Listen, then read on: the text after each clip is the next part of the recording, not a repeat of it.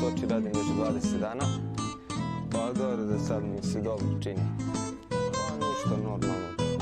Evo radim poslima, da tako gledam ništa sada.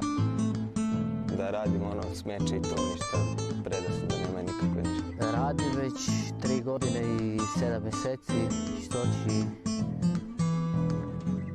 Radim sve što se radi, tako što se treba raditi.